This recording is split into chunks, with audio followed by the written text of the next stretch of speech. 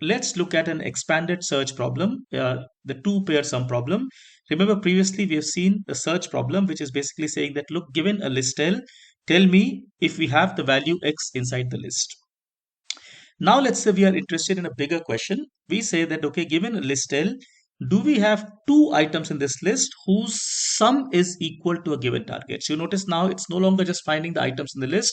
In fact, you have to look at pairs of items and see if two of them add up to a given target. If the answer is yes, well, tell me where those items are. Tell me the indices of those two items.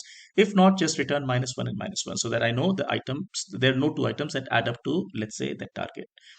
Now let's make it more clear with an example. So let's say we have a list 21, 18, and so on and so forth.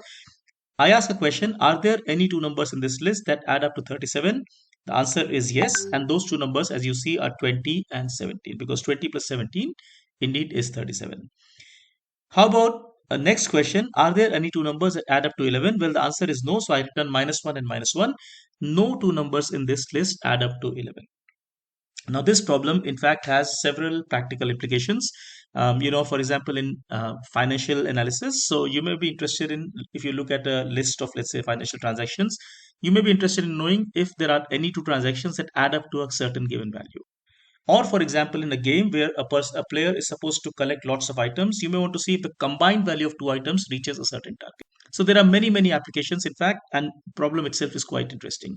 Like always, we'll develop the solution in a step-by-step manner, starting with a simple naive approach and then progressively applying improvements.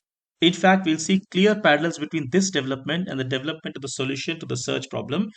And this is really not a surprise because, as we discussed earlier, this is basically like an expanded search problem. And we'll see some similar ideas developing as we move forward with the solution. Do look at our website www.ybyte.in for more such material for you to learn Python algorithms and have fun while programming. Take care. Thank you so much. Bye bye.